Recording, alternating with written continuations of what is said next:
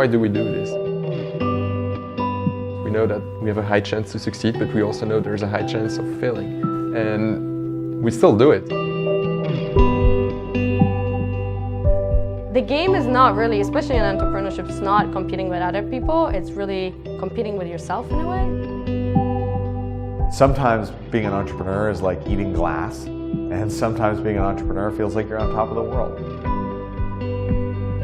From the outside, it always looks very simple. You think, oh, somebody came up with something that works on the internet, and now they just sit back and collect the money.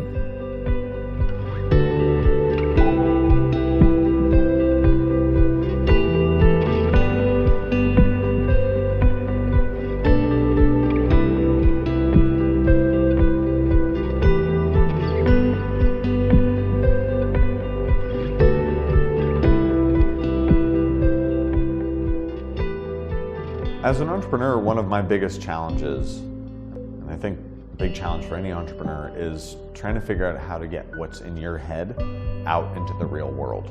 And oftentimes that involves communicating with people and how to work with people. I think as a founder it's very important to keep your team happy, because without your team you would be nowhere. In order to be a good founder, I think you need to understand people. The team you're building and assembling, how do they feel every day when they go to work? Are people happy, not happy, why? How can you help them?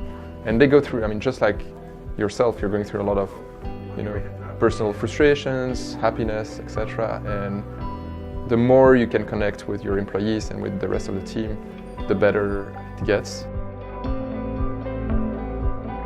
Firing one of my good friends was one of the hardest things I had to do in the last 6 months.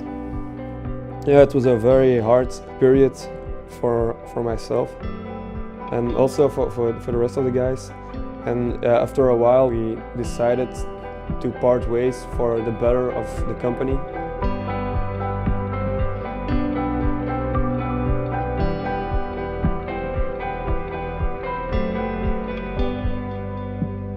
So there's a saying in startup land, and that goes, if you're not embarrassed by the first version of your product, you've launched too late. And I think every entrepreneur understands that. Like, you always want it to be better. You always, you mostly see the features that you didn't implement yet.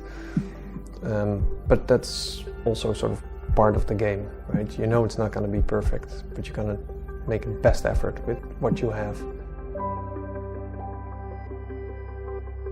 We tried to get our MVP, well, too good, let's say, and it failed.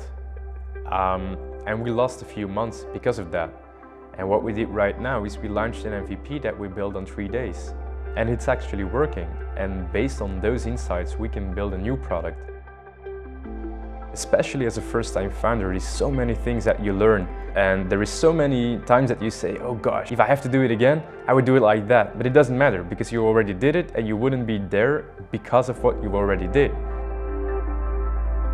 I guess as in any job, you make things perfect and only you hand them in when they're perfect.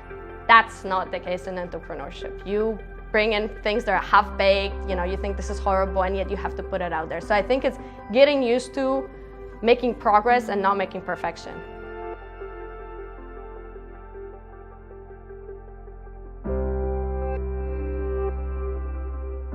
When you think about it, we're always afraid of the unknown, but we realize that it's actually not that bad and that you should do it, or at least give it a try.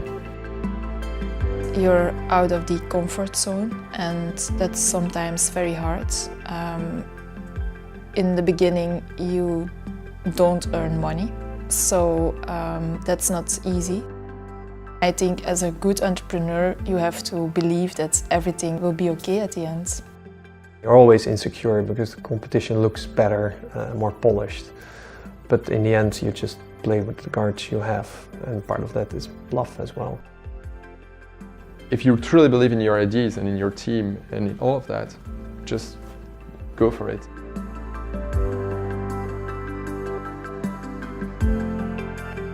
it's a very good feeling when you see that people are appreciating what you're doing, when you have happy customers, and yeah, it's really hard, but it's also very, very fun to do.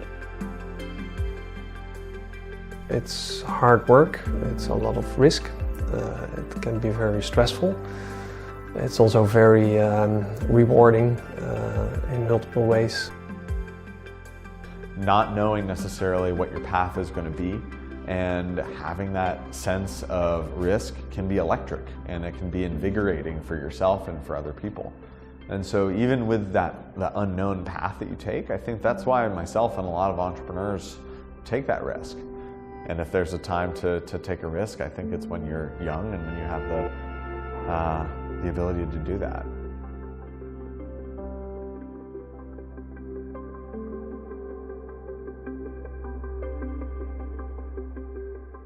I was having one of those tough days, and they said, you know, they used the Jesus words. He said, fear not. And I think fear is our worst fear.